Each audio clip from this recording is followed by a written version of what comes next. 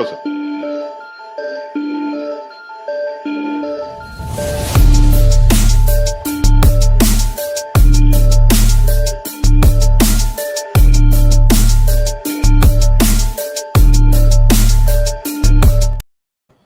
Good morning and welcome to this joint weekly podcast with Chakra News and Gunner Shot.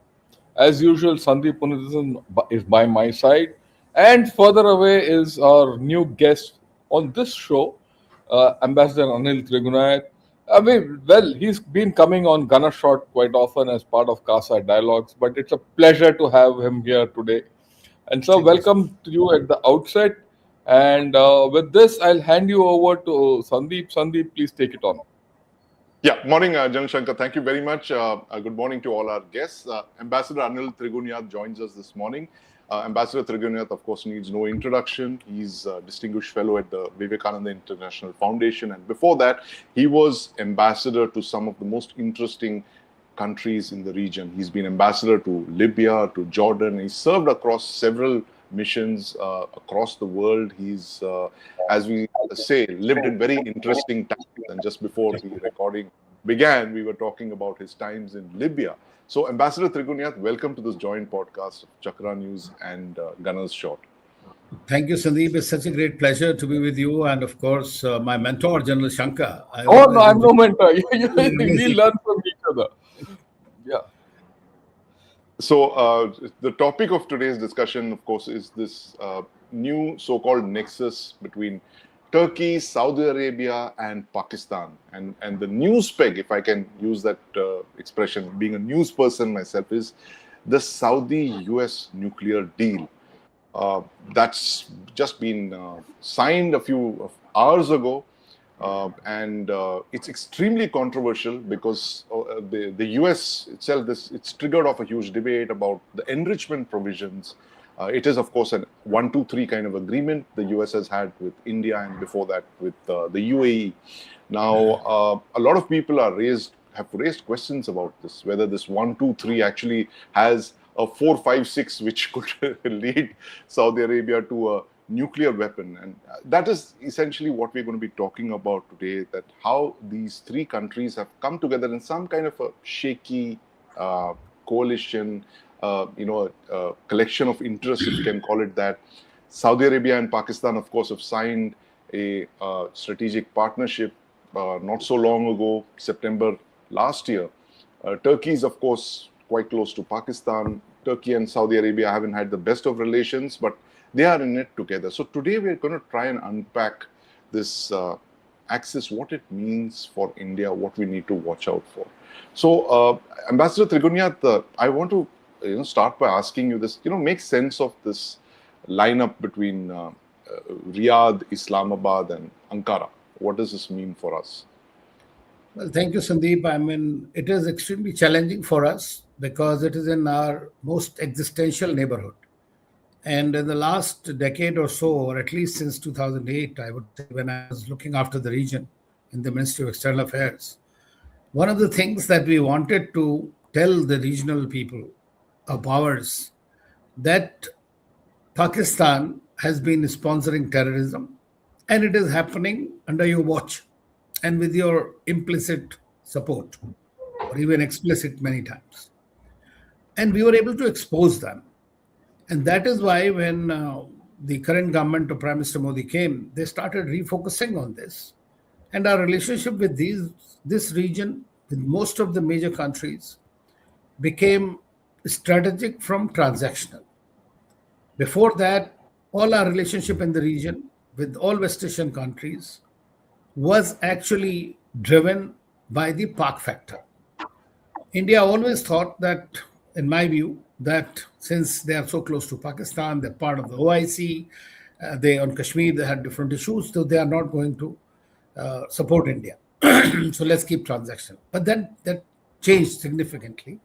And that was seen in their reactions to various important developments that happened, whether it's terror attacks or for that matter, even on Article 370 abrogation. Also, this is pretty evident.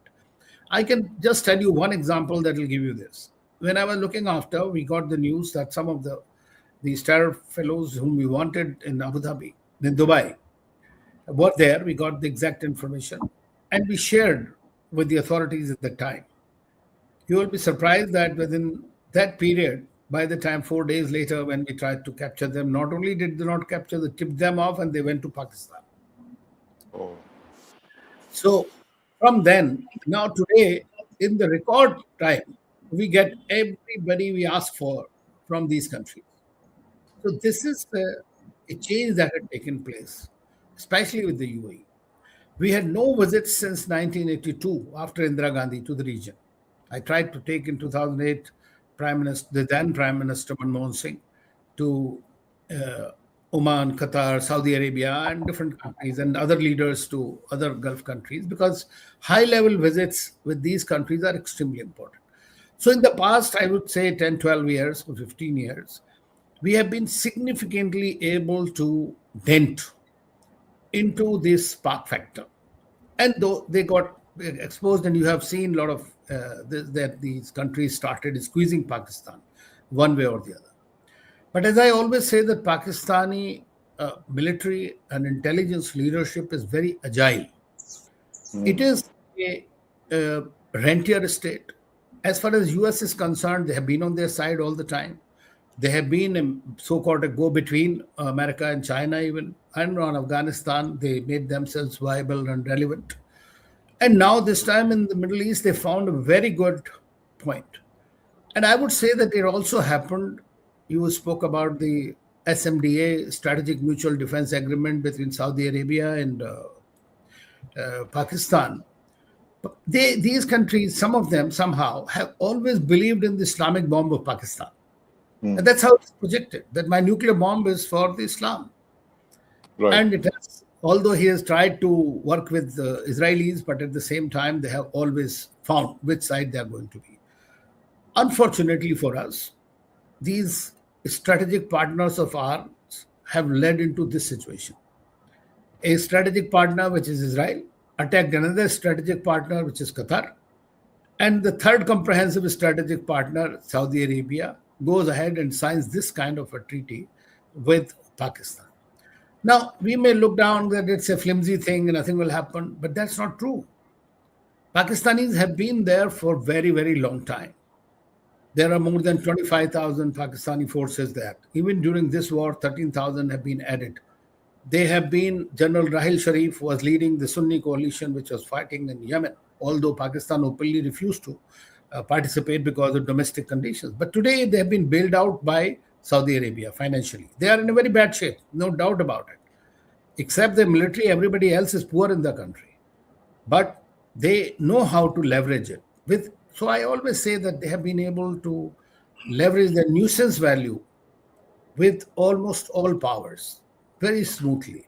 So as a strategist, or if you were to policymaker, we might ridicule it in the open or public domain or just for the heck of it. But in reality, we must consider the implications of it and how are we going to counter it. Turkey has stood with Pakistan forever, always. And in fact, because siding with Turkey at one time, they were on the wrong side of it because they wanted to create another Islamic coalition with Turkey, with Muslim Brotherhood and all kind of things. So that brought some of the countries in the OIC very much, as if new OIC was going to be created. But at the end of the day, Turkey's economic condition is also bad. So Turkey needed to mend its fences with the Saudis, with the Emiratis, and got a lot of funding and money from them. Now, Turkey is also another very strong country, militarily NATO country. Pakistan is a non-NATO country.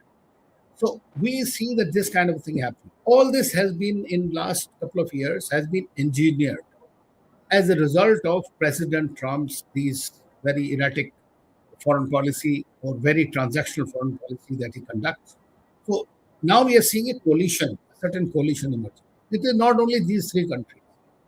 About 2022, I had written something in which I had proposed in a book, my book, that Cryptak is coming up. Cryptak means in the region when Abraham Accords started. On the one side, you know, China, Russia, Iran, Pakistan, Turkey, Afghanistan, and Qatar was an outlier in that, in my thinking. Today's situation has changed. Now, because of the way things are moving, it has become script talk. So S goes in front with Saudi Arabia and E goes in the end with Egypt. Now, that is not going to be a coalition that you can write off. It may be loose kind of an arrangement, may not be necessarily a very formed up, but Kuwait wants to join it also because they're talking to Pakistanis on the same lines as this. Jordan wants to do the same because they all have the Pakistani army has been present in these countries. They have very good military relationship with them, and Pakistan is a rentier state. It is pliable. So therefore, I think that these developments are somewhat disconcerting. This Iran war has further accentuated this particularly. So I'll stop here and I'll come back. No, great opening remarks there, Ambassador Trigunayat. You've actually set the stage for the discussion. Lots to unpack actually in what you just said, and of course, the fact that the Pakistan army is agile, and we must never discount the fact that, like you said, they are the only institution that's rich in the country. Everyone else is poor and they're struggling.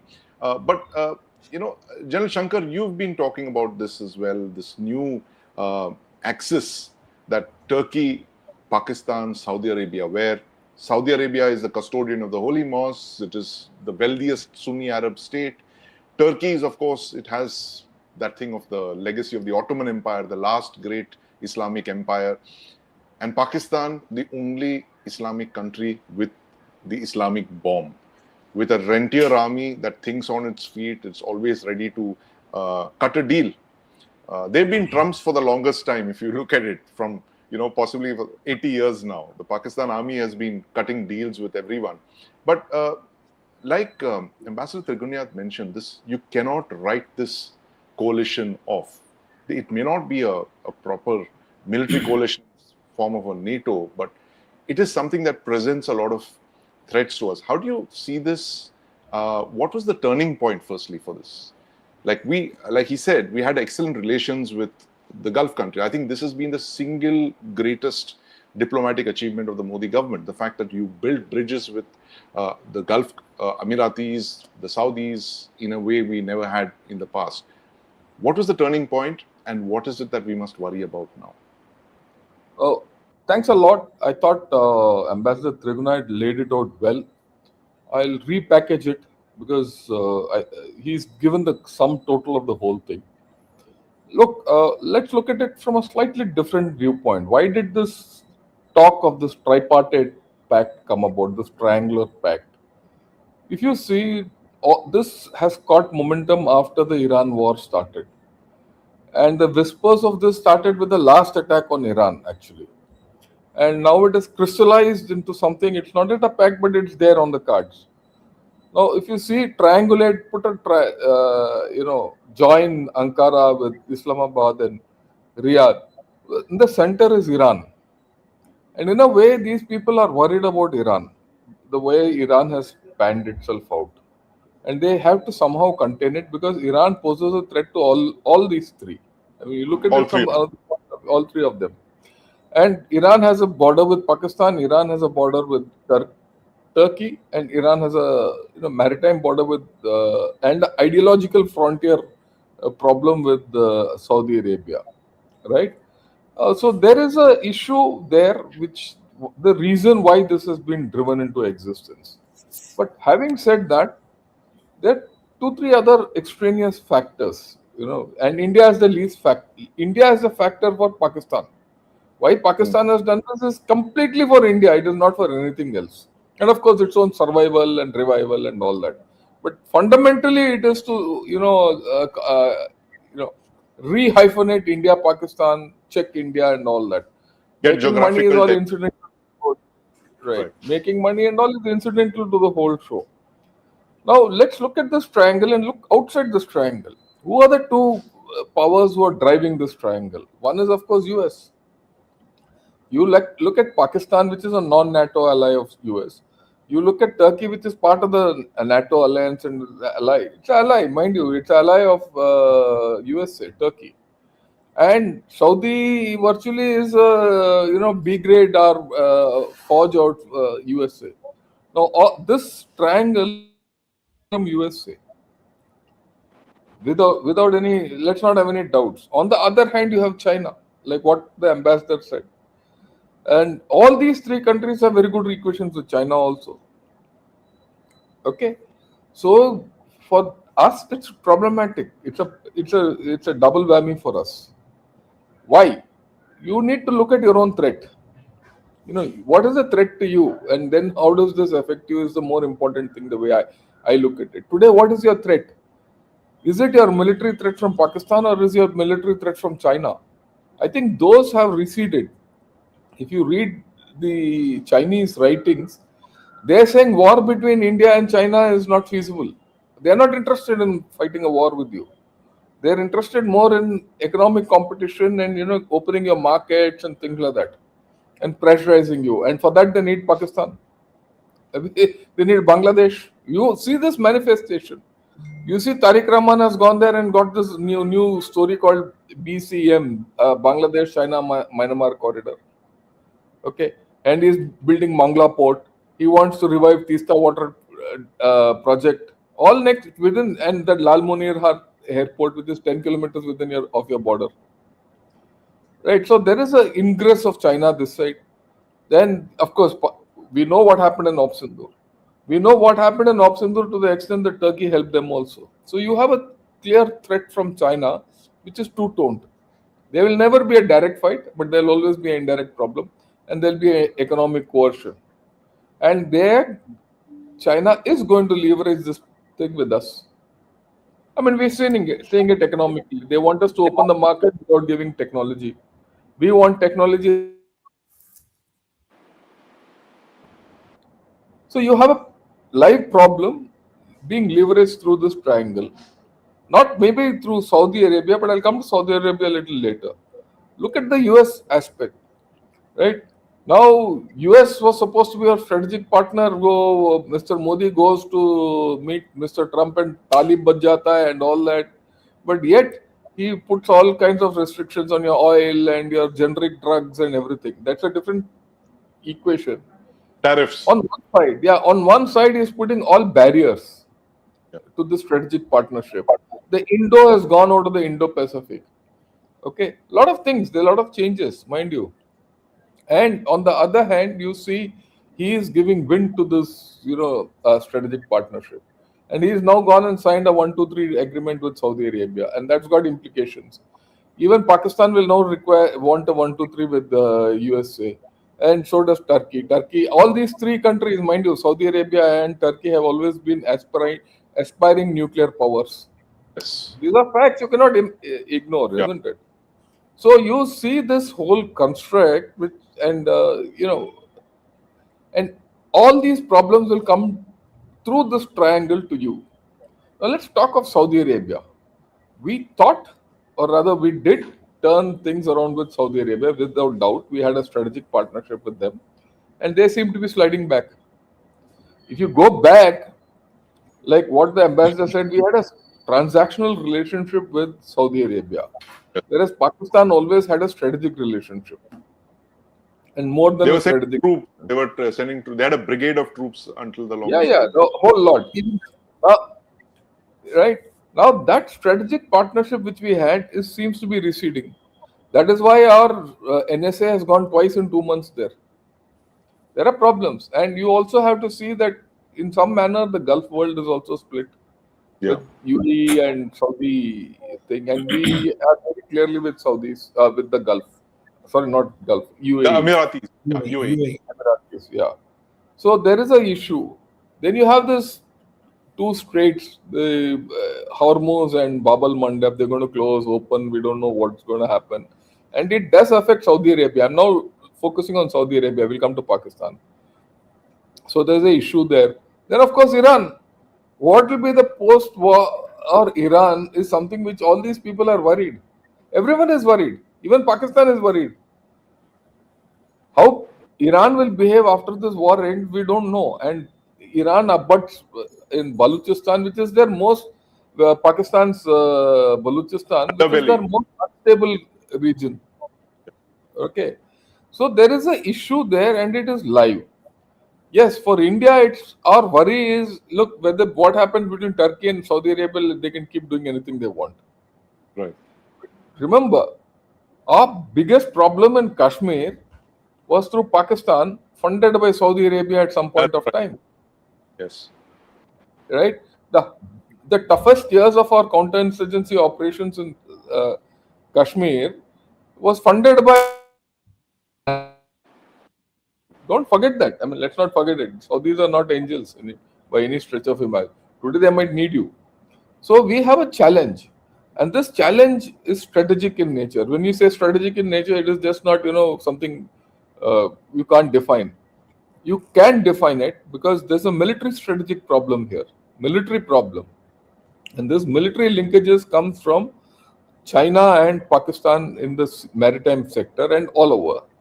And there's an economic issue which is going to come up with through Saudi Arabia and Turkey. Technologically, Turkey will assist Pakistan. Okay. So the contours of this strategic problem are very clear. To us. Well, on the other hand, it is not as if everything is lost. Let me put it the other. There is a flip to it. India is no more that country, of that 85, 90 where you could get, you could just get pushed around. Today you mean something. And today everyone has to come to India. Why is China coming to India? They need you. Otherwise they can go nowhere. I mean, I'm making this statement openly. You look at America. America itself needs you. Trump might say, I'll put 200% duty on generic drugs. Let him put all that. He doesn't get generic drugs. As simple as that. If that goes, America will go belly up. Anyway, by the time this whole thing happens, he'll be out of the equation. So we'll see how this goes. So we have our strengths, okay, and he might not allow our immigrants to go there, but those people are investing here. They have no choice. In fact, they have no choice. Okay. So we have huge equities. Even Saudi Arabia has no choice. They also, where will they go? Where is their alternative? They'll have to come to India only. Even for them, for diversification, they want to come. Why is this nuclear agreement being signed? Because tomorrow you don't have fossil fuel, you need some other energy. All that surplus is being invested somewhere. You can't go and invest in Pakistan. Right? The investment has to come to a place like India. And Saudis are smart. They don't want to go and put their money in China.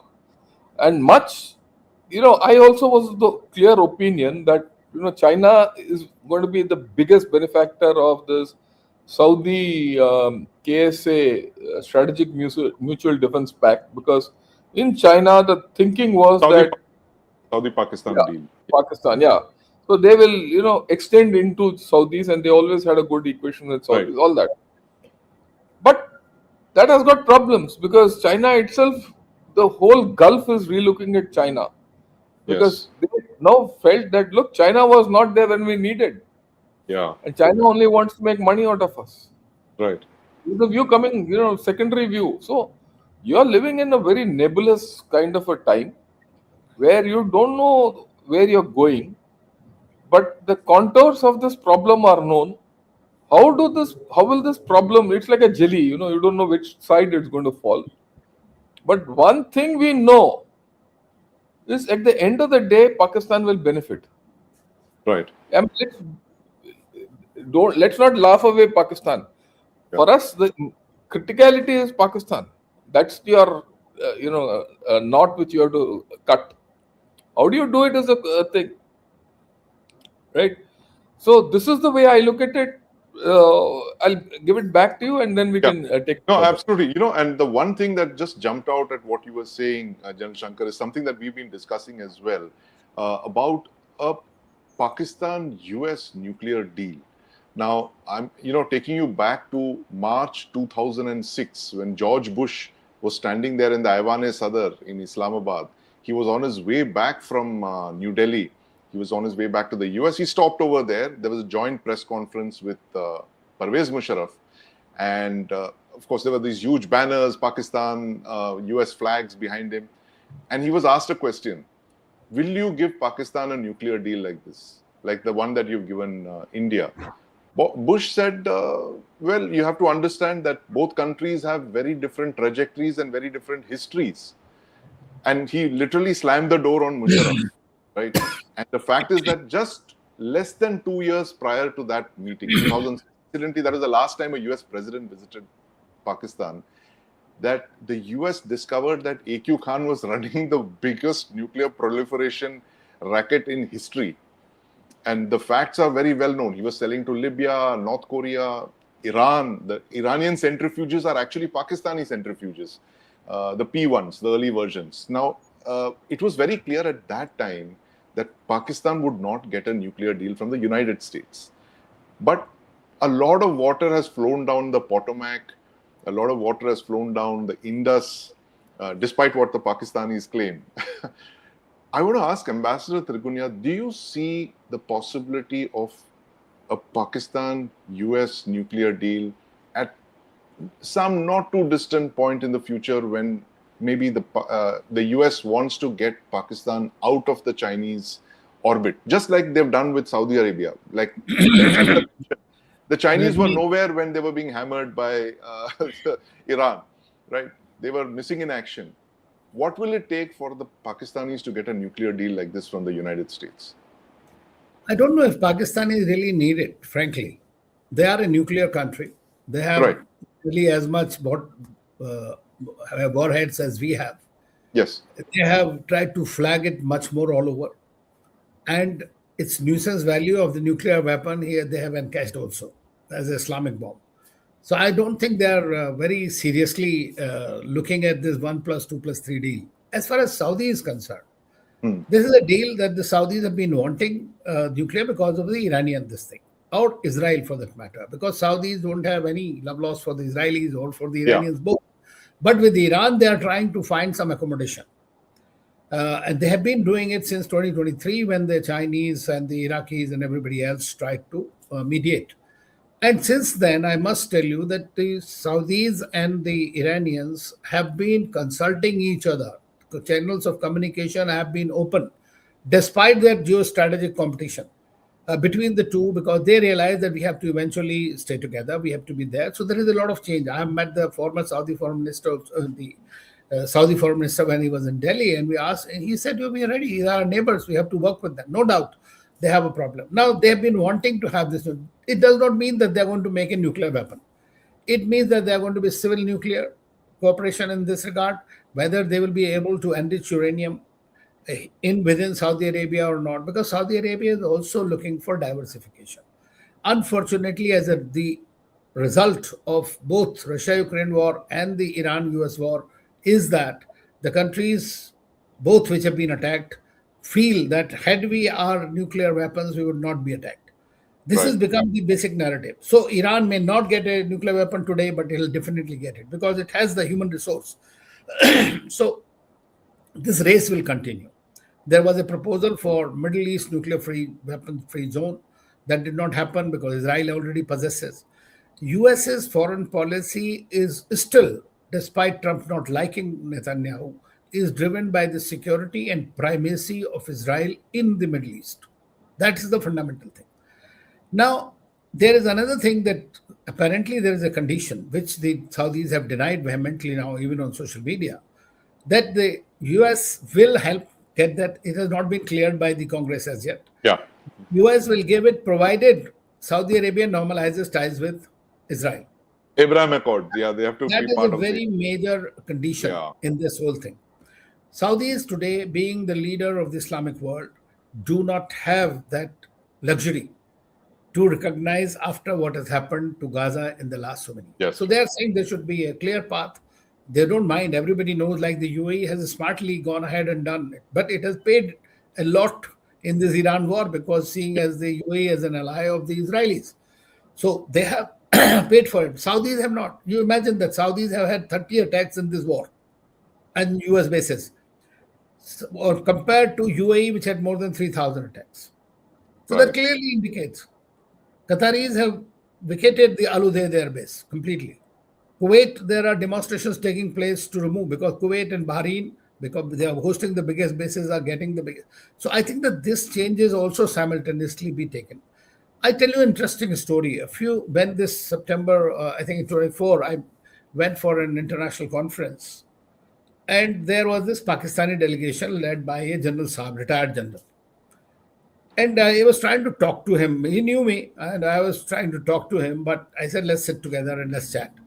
So he was not trying to avoid me, basically, talking to. Finally, one day at the breakfast table, we met.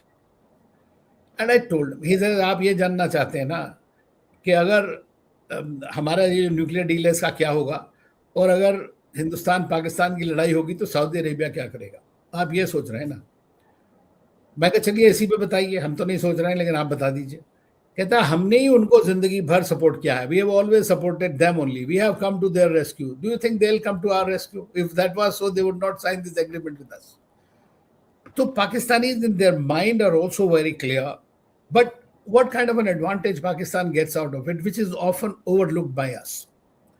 Number one, they have all Chinese weapons, Chinese systems. Yes. Correct? They are used to it. They have been used to the American system. They also have F-16s. Their relationship with Qatar, with UAE, with the Saudis. Saudi has the latest weaponry that the Americans can provide. They're being trained on that. They have 25,000 forces stationed in the country and embedded in their systems. So, as a professional, and General Shankar would agree with me, that you have this kind of expertise on all kinds of weapon systems that's available. So that's a very wide range. So that also becomes an intrinsic challenge. China, I fully agree, does not want to have any war with India. Like us, they also want a peace for 20 years, at least, so that we become a developed country by then. China become number one by then. They are not looking for a war. But they don't need a war, with India. What they can do is they have Pakistan as their tool. They can use it to any time put all your eggs into that basket. They don't have to do gray zone warfare. They can create conditions for you that your country can just start. And we unfortunately don't even have a proper communication strategy at the moment. So I think that these are also challenges. And today, nature of war has completely changed, as we have seen in the Operation Sindoor. So I think that this is some change that will take place. Pakistan is trying to make the best out of it. They are in a bad situation also, I must tell you, with regard to the deal. Today, they are also trying to hobnob with the Iranians because, as General Shankar mentioned, that they are their neighbors. They have the problems, but they also want to work with them. 6 new corridors have been opened between Iran and this. Oil crisis of Iran has been significant. Of Pakistan has been significantly addressed through Pakistan, through Iranian supplies. Day before yesterday, I think one of the Israeli outlets accused General Asim Munir of making money out of this war from Iran as well, right, for supplies of the hydrocarbons. Saudis have once again revived investments in Gwadar port. And if because of the stupidity of the Americans, we are forced to lose Chabahar, which has been attacked several times now, you can imagine who's going to benefit from that? Not the Americans. It'll be, or not us, it'll be the Chinese and Pakistanis. Just think by a wildest imagination, if Iran, as I mentioned, is Skriptak, if that works out, and you have Gwadar and Chabahar somehow being planned. Like when the Chabahar port was inaugurated, you remember there was a Pakistani minister also there. The Iranians are playing both sides. They said it is available to everybody. So I think that those are the things I'm sure the government of India is concerned about them and we're trying to take the measures. And that's perhaps one of the reasons I think that the NSA visited Saudi Arabia just to ascertain that, whatever we are doing with them remains intact, immune from these developments that are taking place. But we live in a real world, and the real situations dictate very realistic solutions. I personally have begun to feel after the Pahalgam attack, Operation Sindoor, and the kind of responses that we got, that strategic probably is a much misused and abused word. It means nothing. It is transactionalism of a higher order. So I think that we need to eventually think about having some new terminology, if at all that reflects. Because each one is looking for himself or herself. Today, so Pakistan, we are talking about now, you see in the neighborhood, General Shankar mentioned about 4 meetings of the China-led SAARC have happened. 4 meetings already, including an exhibition and all that in China.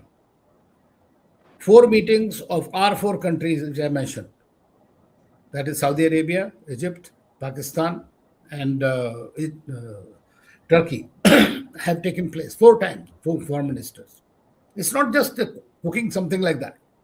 They are laying out a plan because individually they all have the thing. Qatar will, of course, go with Pakistan in that sense when it comes to it. It's also a non-NATO ally. But US is peripheral in this. The biggest loss after this Iran war is definitely going to be that of the United States.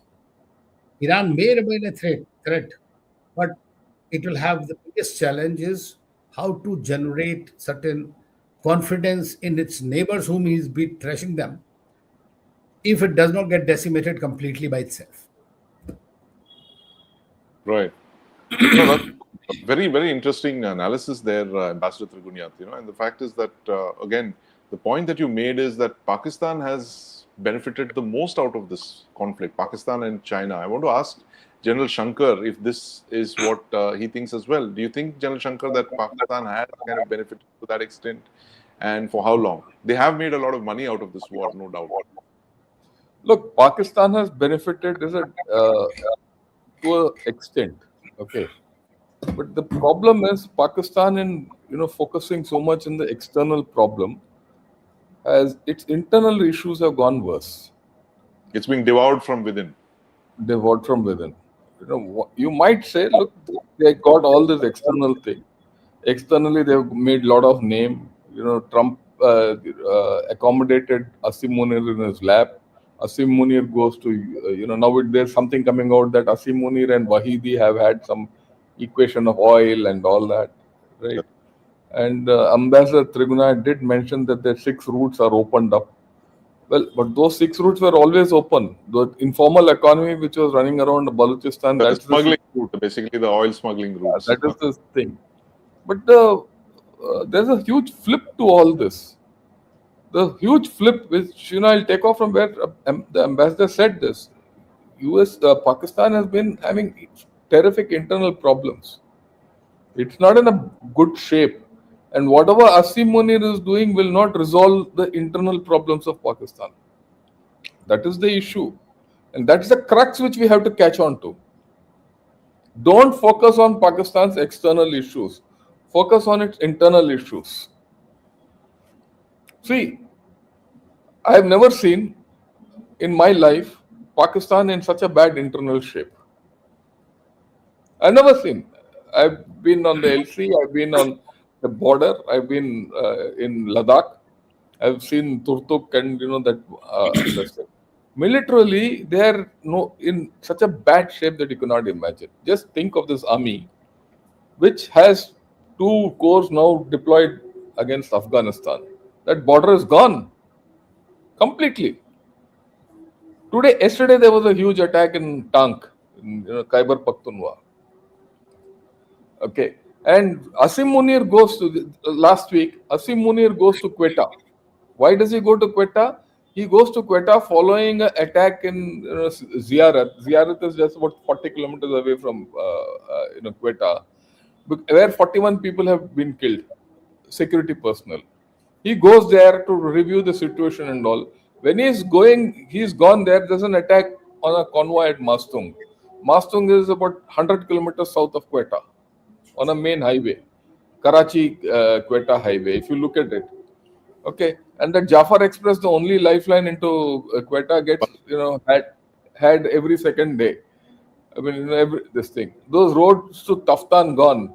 China has exited Sandak. That Rikodik is a dangle, which Asim Munir wanted to get USA in as gone. Yeah. No one's going to go there. There's no water, there's no nothing. Unless you develop infrastructure, you can't go there and everything. BLA has been making a deal with China. So their sovereignty is already compromised. Right? And then, of course, you have Iran. Iran will play both sides at some point of time, because Baluch people here are here and there also. Yeah. Sistan, okay. Balochistan. Yeah. Sistan. So Balochistan is in a bad shape. People are saying it's a matter of time. In fact, I think, who was that? I don't remember who it was. In Dawn News, I saw In Balochistan, operations don't take place during day also. Forget about night. So all this efficacy of the Pakistan army is zero in Balochistan. Right. Now look at Khyber Pakhtunkhwa. Like I said, that Khyber Pakhtunkhwa problem has been there for long. It was Pakistan which went and made all those madrasas along that Durand line. They are now very active. You can't close them, and they anchor the TTP. And you have a government there which is against the central government, federal government. And every second day there's an attack going on. And Khyber Pakhtunkhwa, out of all these three restive provinces, is the strongest in terms of population and everything. Peshawar is how far away from Islamabad? Yeah, and the complete this thing is it just abuts the Indus Valley. I mean, look at it that way. So Khyber Pakhtunkhwa is not going to come out. And then after all this, Afghanistan. See, you have to look at Afghanistan. What's happening in Afghanistan? Now people are saying we will try you for war crimes. We don't whether Asim Munir is tried for war crimes or not is different. But the mere fact that someone is pointing a finger at Pakistan for war crimes because of that attack and this thing is enough to destabilize that entire area. So the entire western border is gone. No amount of external posturing will resolve that problem. I mean, let's be very clear. Let's get to the eastern border. You have India, of course, we have a problem. And they're worried that you have deployed 12 nukes on the submarines. They're worried. You see their writings, whole lot of them are worried about it. And what's happening in POK? See, all of us are looking all around the countryside. The crux of upsetting Pakistan completely lies in POK. Never in my life I have seen, I've been on the LC also. I've never in my life I've seen POK so upset. 30 people killed in POK. And the base of Pakistan's whole existence, Kashmir banega Pakistan and everything has to come through POK. That's gone. So, and that's gone. And you virtually all you have to do is send rations across. Let me tell you. Along the LC, you send rations and some other victuals across to POK, that POK will fall.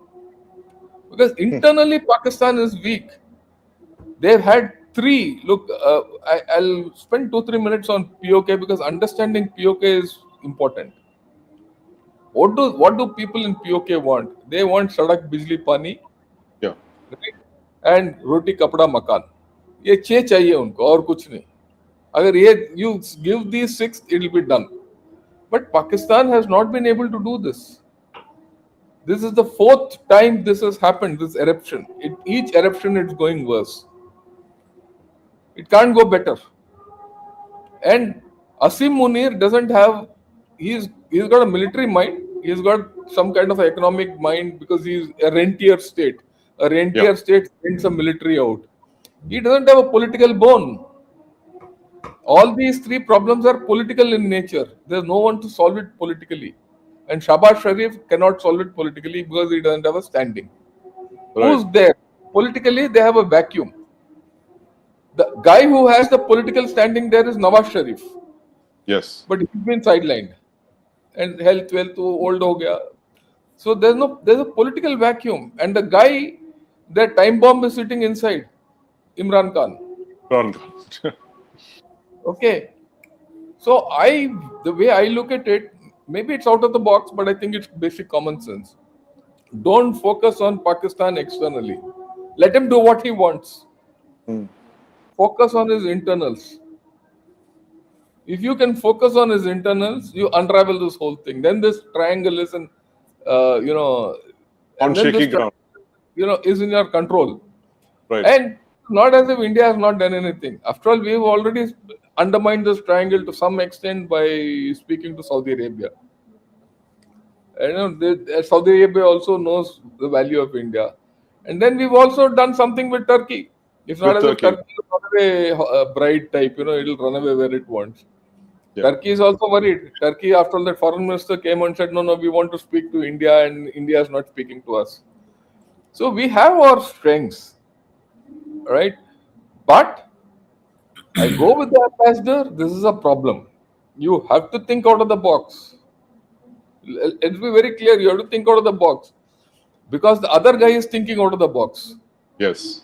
You think the CJP story which is happening in Delhi, this is completely out of the box. It comes from straight across USA and China, both.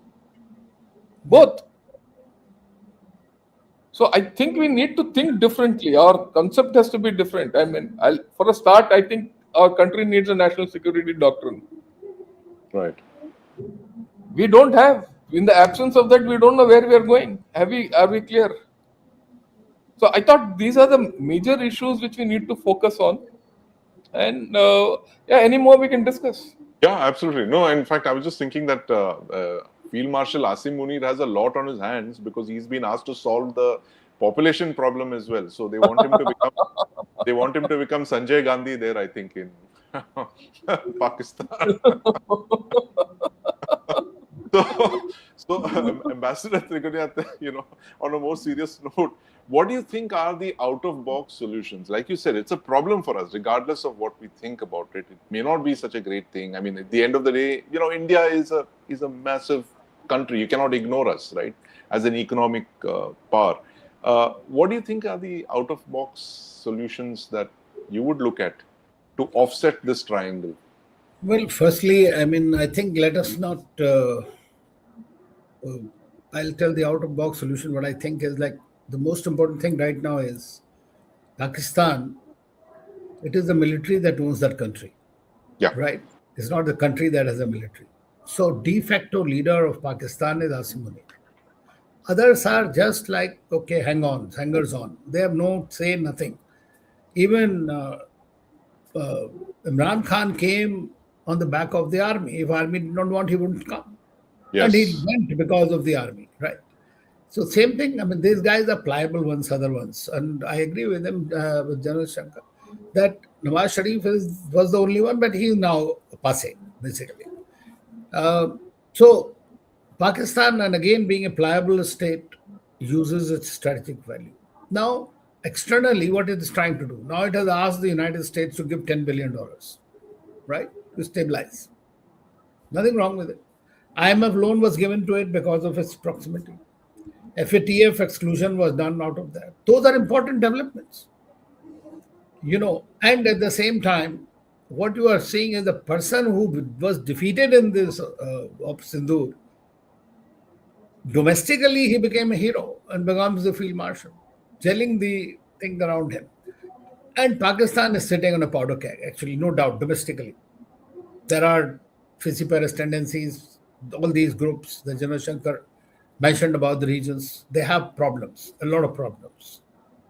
That's why its only policy is unifocal, and unifocal policy is against India. Since it cannot win a war, it uses these asymmetric proxy warfare through terrorists, directly and indirectly both.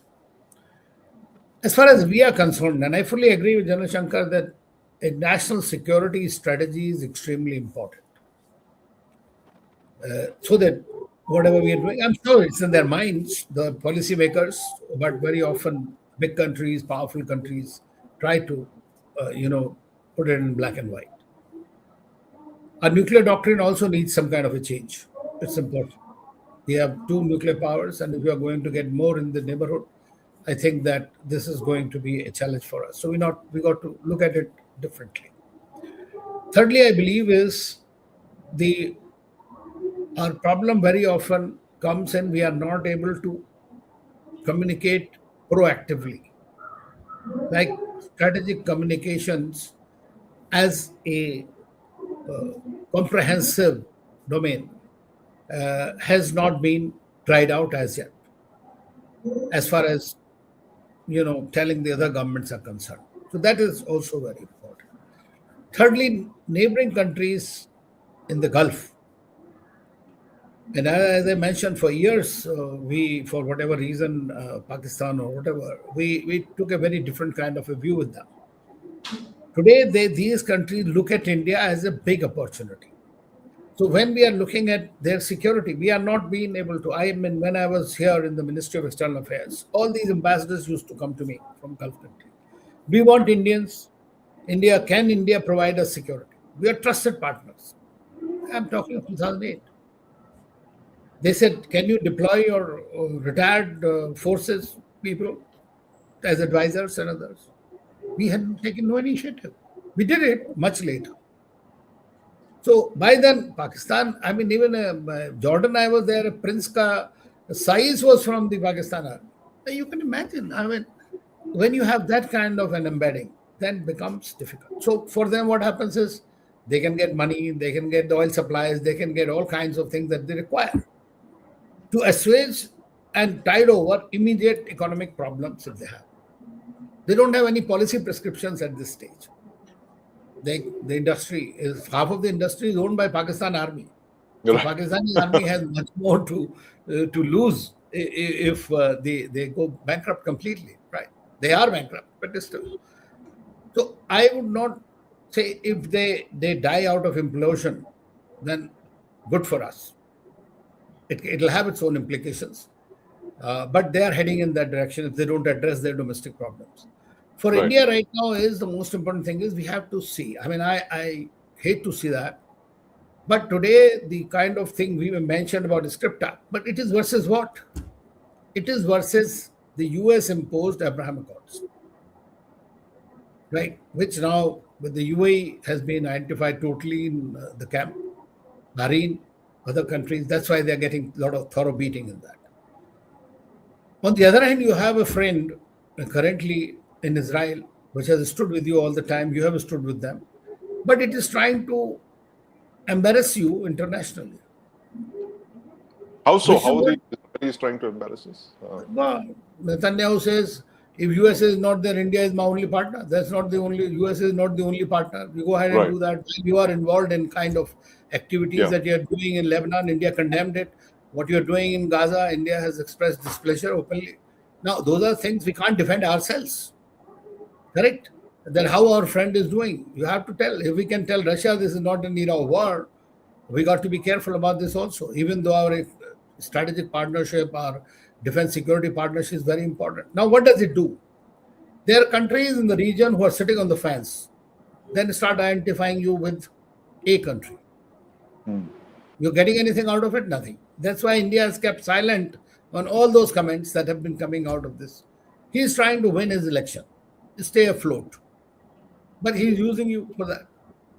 Americans are giving- Netanyahu. Of course. He goes into elections next month, September. Yes, October, I think. Yeah. Okay. So what I'm saying is he's using that for us because he's a politician. They are our friends, partners, no doubt. You need them. They need us. But at the same time, sometimes these kind of things also tend to. So we can't do anything about it. He can talk whatever he wants to. So I think that we have to work upon all these relationships in an overdrive. Secondly, since we all have comprehensive strategic partnerships, our defense and security cooperation has increased significantly with these countries, especially in cyber, in space, and others. Now, these young people have just gone and developed this Skyroot company.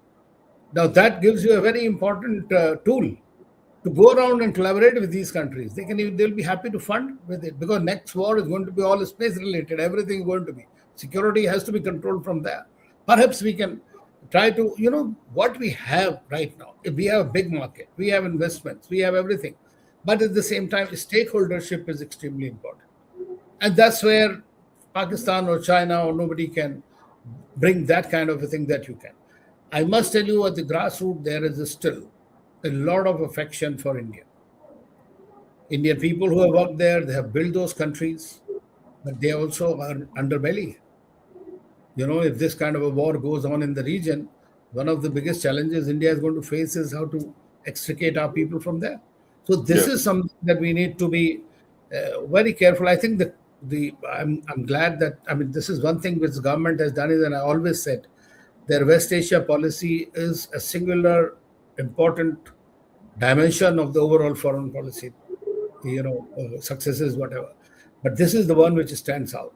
And we need to salvage it despite these kind of challenges or the questions that Pakistan does. I agree, Pakistan is not a challenge for us per se.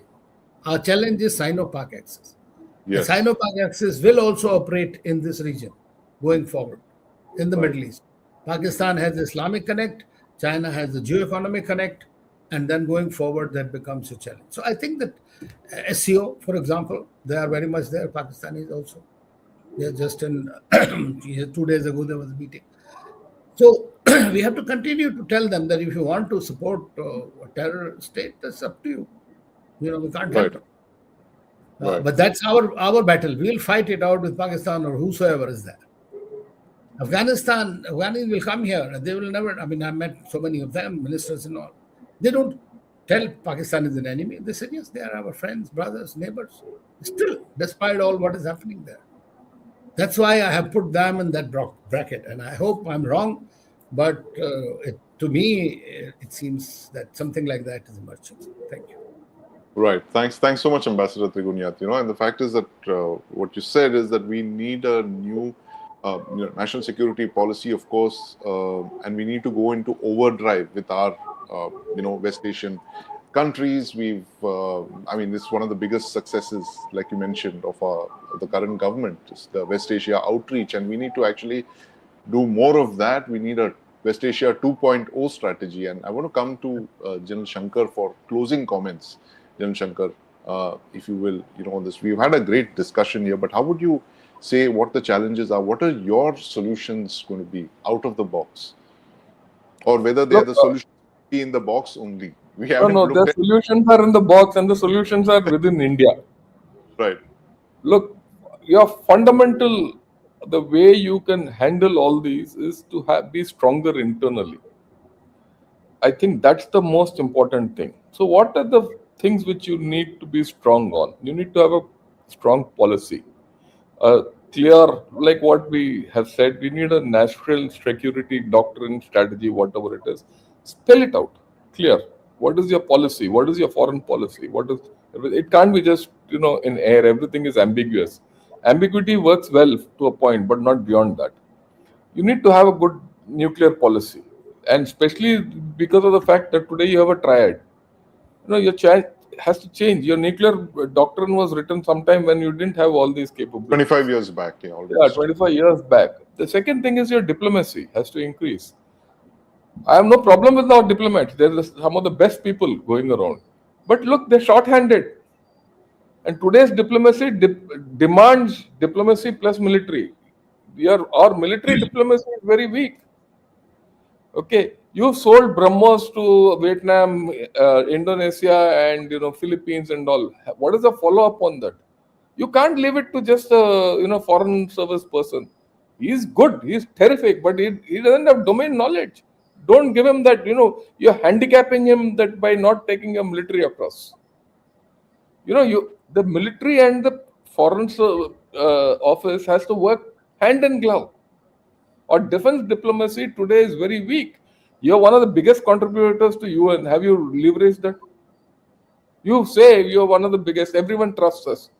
Other day, there was a Chinese rear admiral saying that we saved, them. Okay. What is the leverage? Yeah, Chinese, right? Chinese. So our military diplomacy and normal diplomacy has to one mesh. And secondly, our foreign service has to expand. It is just not using retired military officers. It is also using our retired foreign service officers or retired administrators. See, many countries want administration. You have one of the strongest administrations in this region. Your IAS officers and all have tremendous, experience. Send that across, because if you build their systems, they will look towards you. That's the way I look at it. There is more we have to do on this. Let the foreign office lead. I have no doubt about it. That's the external affairs, that's their bread and butter. But they need to be helped or expand them, expand the scope. But overall, our foreign footprint, external affairs footprint has to increase.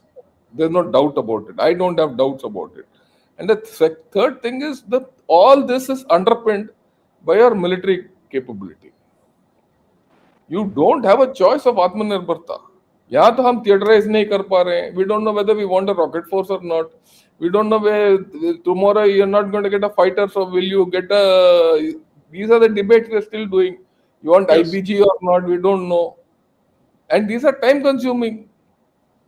and we have no decision, no nothing. So we are adrift. So if you're drifting, then all these internal cockroaches will start. Yeah, but yeah, this is a natural consequences because they know, yeah, ये democracy ऐसे चलेगा. And now the cockroach के लिए एक inlet भी है at Bangladesh. I mean, I'm very serious. Inlet at Bangladesh and Nepal. Other day you saw one guy, naval guy, SEAL character who was caught on the Nepal border, Yeah, of course. right? Now that's a conduit. The chaps, mercenaries operating in Myanmar, the mercenaries operating on Bangladesh, the mercenaries operating X this thing. So you have an internal issue also. So you have to have internal strength first. Okay, I think that's the way to go forward. I mean, we can continue, but I thought this was the contours of the whole thing. Over Great. to you. Yes, thanks, General Shankar. Again, comprehensive as always. Many of the solutions are within the box, like you said, and we need to look at our internal issues also and ensure that we are strong internally, so that we don't fall prey to these external forces. But do you want to take some questions now, General Shankar? Yeah, Before we can. Yeah. Yeah, this comment later, it will be a biggest headache for US, Western power, and regional security. Master key handed over to the thief called Saudi, Pakistan, Turkey, the Sunni axis. Shia versus Sunni don't work in future. Yeah, sir, please. Yeah, I mean, right now, of course, because of the kind of challenges that in the region is, this geo-religious contestation has taken the backseat. There are certain disinformation campaigns in this regard which want to accentuate it. But among themselves, whether it is Saudis or the Iranians, this Shia Sunni divide very unlikely to flare up once again. Not in today, everything that will happen is to do with more security, more regional situations. Now, the Americans' policy has been very ad hoc, but it's not from now. It's always been the case. They have been disruptionists of the first order forever. They have gone, and I mean, what the biggest mother of all evils, in my view, was the invasion of Iraq. yes, Thereafter, the whole problem in the region has begun. I mean, the terrorism also came into being, and so I think that we need to be watchful ourselves. And there are a lot to do, but these kind of things. You see, religious contestation has its own limitations. So today, everybody is on the razor's edge exactly how they are going to work out, how they're going to play on this. Yeah. Good morning, sir. Another cracker of a series. Sandeep, sir, your Kaveri episode was an eye opener and very heart wrenching, right? Yeah, they have problems. See, this is the thing which I was talking of. Internal strength comes from technology, leveraging technology, like what the ambassador was talking of, Skyroot, potential to exploit your space power yeah. is something which we need to think of very seriously, right? Okay, this means the US doesn't trust, Saudis don't trust US and Pakistan as much today. Yeah, Sandeep, you take it on. Your view. South doesn't trust US and Pakistan. Yeah, of course, because I think what we're losing sight of here in Saudi Arabia is the fact that the person who's at the helm of affairs there, Mohammed bin Salman, is the youngest monarch probably in the history of Saudi Arabia. We were mentioning 1985. MBS was born in 1985, and if you look at his uncles and his father, they have extraordinarily long lives. This is a sovereign. When he comes to the throne, he's going to be there in power till 2070. If you look at his family history, so a lot of his Saudi Arabia's current thinking is driven by MBS. He has that vision for 2030, and I'm sure he doesn't trust neither the US nor Pakistan. He wants a very strong and a very independent Pakistan, and which is Saudi Arabia, which is why I think that Saudi nuclear deal is something that he sees down the line. And he said it openly. He's one of the first Saudi figures of authority to say, if Iran gets the bomb, in 2018 he said it, if Iran gets the bomb, we will go for it. And I think that is the road that he's setting the kingdom onto, that at some distant point in the future, they must have the capability to weaponize and become a nuclear power. Because it's this triangle, literally, this Pakistan, Saudi Arabia, Turkey. It's a Islamic triangle. Each one of them thinks that they are the greatest. The Turks think that they are the descendants of the Ottomans. The Saudis think that they are the biggest preeminent Muslim power. Pakistan thinks they are the Islamic custodians of the Islamic bomb, and the United States think, these three of them are working for me. They're in my this thing. So I think Saudi Arabia. A short answer to the question: I don't think they trust them very much. They're using them for their ultimate gains. Yeah. If China respond only when its core interests are challenged, is India's best leverage deeper ties with Taiwan? Why is India hesitant to use the Dalai Lama succession issue as a strategic lever? Ambassador, sir, please. Well, I think as far as India, China are concerned, that's China is a big reality, the biggest neighbor that you have. Maybe dangerous for us, but at the same time, India's policy has been competition with cooperation. And Taiwan, we have developed great relationship. We have technological partnership. The companies are working here.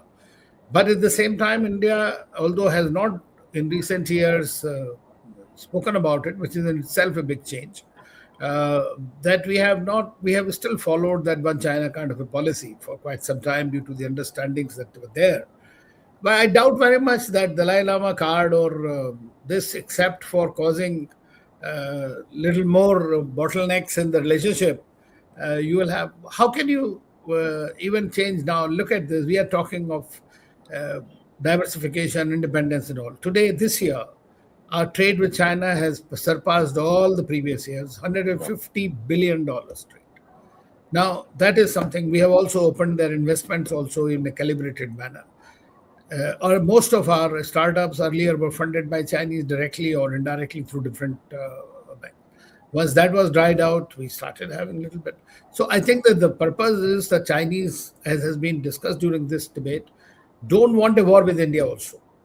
They'll use different tactics, but don't want a kinetic war. They have a tool in their hand, which they will use. But I believe that we have to continue to diversify. We must have, as I always said, that technology, Tibet, and trade are the three things that we should try. Technology are the three things that we'll have to try with Pakistan. But this is something that so far we have not gone on that path, except occasional statements. So, like, for example, we sent some members of parliament, army chief, or somebody else, retired ones, went there. So that is a signal, which is a good signal to the Chinese that, yes, we have our options open. Yeah. Murugesan Ramaswamy says, good morning, all three gentlemen. Thank you. And Kiran says, good morning, sir, Ambassador Sir Unnithan and fellow viewers. Thank you. These are regulars who keep coming to our show every day. And then, of course, there's a Pakistani view which just says we are losers. We appreciate your views because we are a democratic country. We know how to lose, but eventually win. Pakistan knows how to win and eventually lose. See, I have an anecdote. This is my view. I've always felt that Pakistan is a first half nation, and India is a second half nation. You see, there are countries which score very fast in the first half. Yeah. Okay, and normally autocracies are all first half nation. Yes. The democracies absorb that and get back, and when they get back, they're very lethal. Yeah. And democracies tend to be second half nations. Right. Then there's this popular thing that autocracies get done things fast, they're decisive and all that, and democracies are soft. But let me tell you, I mean, this is my view, and I'm sure any Democrat will share this. Democracies are very venal when it comes to things because internally they know how to fight. As far as they keep fighting internally, they look soft. The day they get out to look at others, they can be very venal. And Pakistan is the person who should know it because they got severed into two pieces by a democratic India. Right? And this is something I keep talking of. Anyway. We score goals in the extra time. Tomorrow is the 27th anniversary of Vijay Divas. So yes. Congratulations to all our. Yeah. So people shouldn't forget, and people, especially from Pakistan, shouldn't forget that Pakistan has never won a single war. It is the only professional army which has lost all wars. Right. It has never fought a winning war. But they've always lost the wars very professionally also, sir. Professionally, yeah. And right now they're not only going to lose the danger at which they stand is they're not going to lose this nation of theirs militarily. They're going to lose it politically. Sir, That's the sometimes problem. people make it out that the beggars are not losers. That's unfortunate. Anyway, I think we've had a terrific discussion. Thank you, sir. Sandeep, I would like you to sum it up and close the Thank you. show.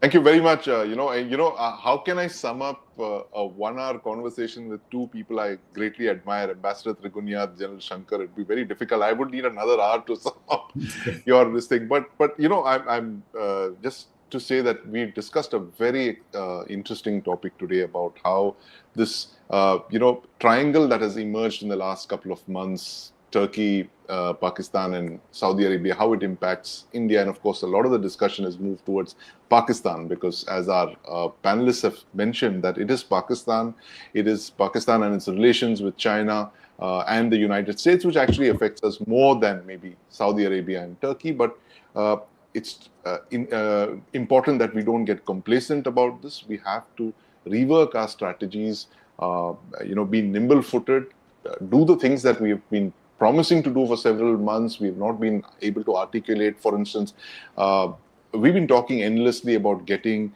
our narratives right on a lot of things.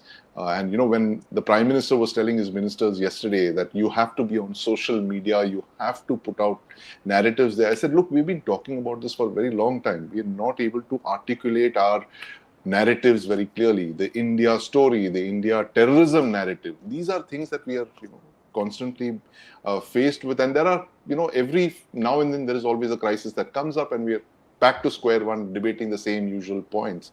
So I think time has come for us to kind of tick a lot of boxes, do a lot of things that we promised to do, and of course India's strengths, we have tremendous strengths. It's time for us to work on those, rework, recalibrate, put in place maybe a West Asia 2.0 strategy, given what the region has been through and continues to, go through war of a kind that we've not seen in our generations at least. And with that, I want to thank Ambassador Trigunayat for joining us today on this excellent discussion. This is a show that we do every Saturday morning between Gunners, Short and Chakra. And we're very grateful for you to take your time out today to join us, throw some more light on this. General Shankar, as always, thank you very much for being here. And to all our viewers, listeners, thank you for being here with us. Please continue to watch us every Saturday morning, this unique collaboration between Gunners, Short and Chakra News. Please don't forget to like, share, subscribe, drop in your comments, and we'll be back here next Saturday, the same time. Thank you. Thank you. Namaskar. Namaskar.